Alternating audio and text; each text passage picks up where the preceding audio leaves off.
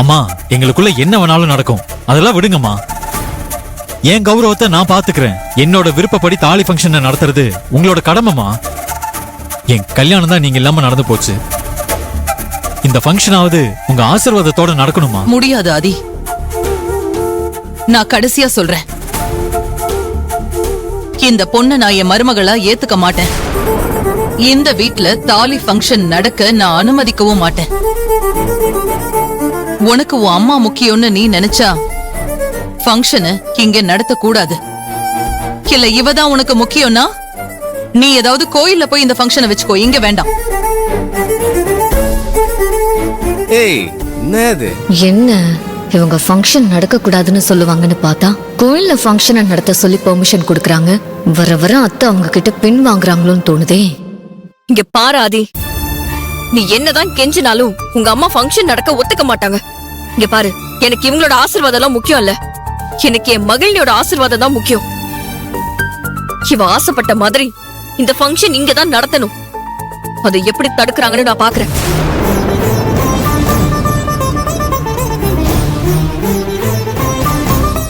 சபாஷ், தரமான பேச்சு. மருமகன்னா இப்படிதான் இருக்கணும். இல்லன்னா இந்த மாதிரி மாமியார் எல்லாம் சமாளிக்க முடியாது. பாத்து கத்துக்க.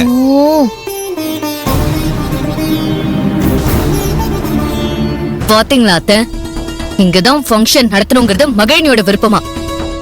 ஆதி முன்னாடியே உங்களை எதிர்த்து எப்படி சவால் விட்டுட்டு போறான்னு பாத்தீங்களா? ஆதியும் அவ பேசுறத கேட்டுட்டு அமைதியா போறான். ஏன் வீட்டுக்குள்ளேயே வந்து பாரு, என்கிட்டயே சவால் விட்டு பாக்குறா. இத்தனை நாளா நான் அவளை இந்த வீட்டுக்குள்ள வச்சிருக்கேன்ல, அந்த தைரியத்துல பேசுறா. அவளை கூடிய சீக்கிரம் நான் இந்த வீட்டை விட்டு துரத்துறேன் பாரு. ஆனா ஸ்வேதா, சும்மா சொல்லக்கூடாது. இந்த விலகு எரியும் போது திரிய தூண்டி விட்டே இருப்பாங்க, பாத்திருக்கியா? அதே மாதிரி எங்க அம்மாவை நீ தூண்டி விட்டுட்டே இருக்க, அவங்களும் எரிஞ்சு விழுந்துகிட்டே இருக்காங்க.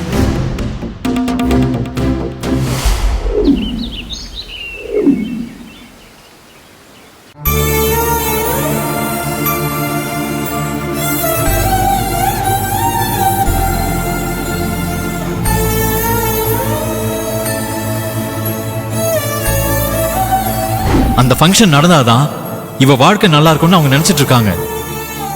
அதை ஏமா நீங்க தடுக்கணும்னு நினைக்கிறீங்க?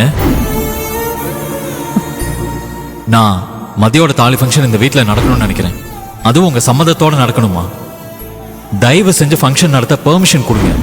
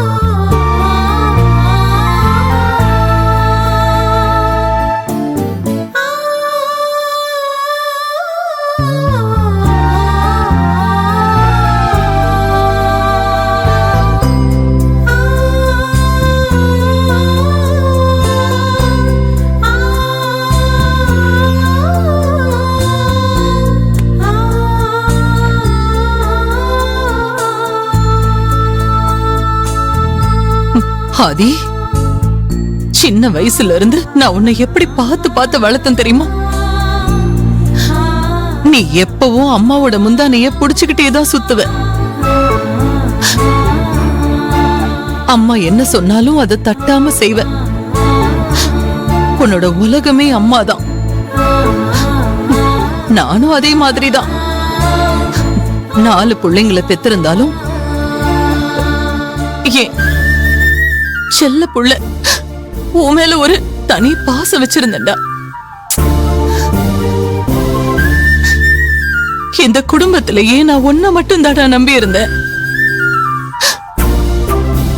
படிப்பு வேலைன்னு எல்லா விஷயத்திலையும் நீ என் ஆசைய அப்படியே நிறைவேத்தின.